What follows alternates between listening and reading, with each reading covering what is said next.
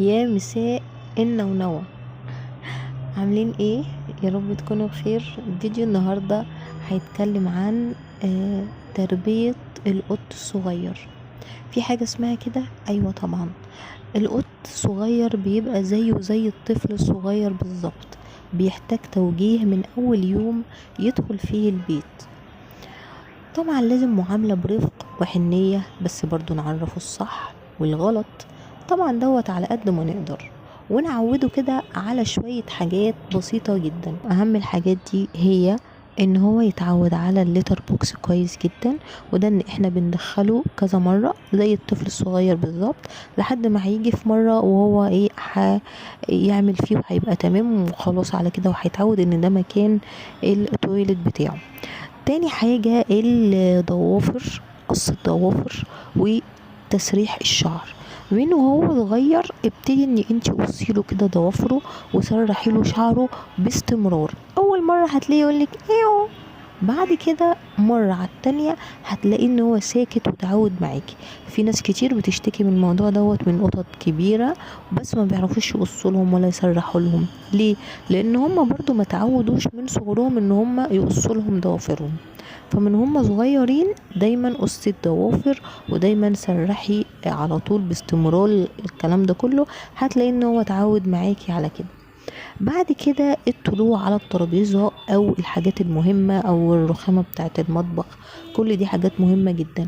هنمنع ده ازاي؟ هنمنع ده لا، لا، لا، وتبقى نبرتك كده قوية. لا، لا، لا يا كذا، مثلا لا يا روزي، لا يا روزي. تمام. لا يا روزي دي هتتقال برضو مع العض ومع الخربشة. لما يجي وانتي بتلعبيه عايز يعض او عايز يخربش، تبعدي ايدك برضو وتقولي له لا، لا، لا يا روزي، روزي لا.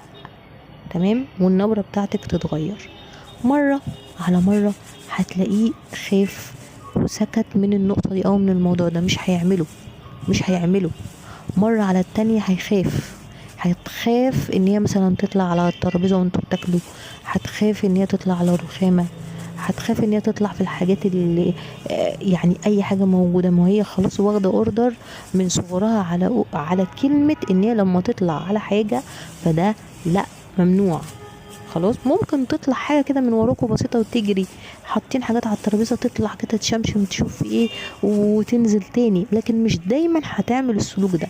مش هتكرره كتير، ممكن تكرره بس مش كتير. انتوا فاهميني؟ مش الحاجه بقى ايه اللي ممكن تضايقنا. بنفس الفكرة برضو العض والخربشة مهمين جدا.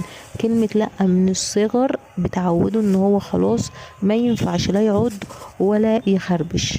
بالنسبة برضو للاستحمام، ما تمنعيش خالص ان انتي ما تحميهاش او تحميه، لا حميه. لازم تعوديه شويه على الميه، ان في ميه، عشان لما تيجي تحميه بعد كده يبقى على الاقل عنده فكره ومعلومه عن الميه. ممكن يتضايق بس مش الضيقه اللي احنا بنشوفها والخربشه والعض والحاجات اللي احنا دايما بنسمع عنها.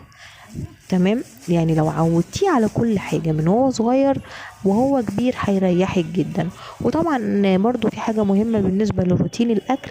يا ريت لو تقدري ان انت تعملي روتين للاكل، الغدا ميعاده كذا والعشاء كذا، يعني توقيتات، هيبقى حلو قوي ليه. ما قدرتيش فخلاص، لان كل قط برضو طبيعة اكله. القطط صعبة جدا في طريقة اكلها وما بتاكلش كويس. وفي النهاية احب اقولك ان كل سلوك بنسمح له بيه وهو صغير هيكمل عليه كده وهو كبير. مش هتعرفي تغيريه ابدا وهو كبير. فمن هو صغير نحاول ان احنا نعدل سلوكه على قد ما نقدر، على قد ما نقدر، علشان نكون احنا كمان مرتاحين معاه.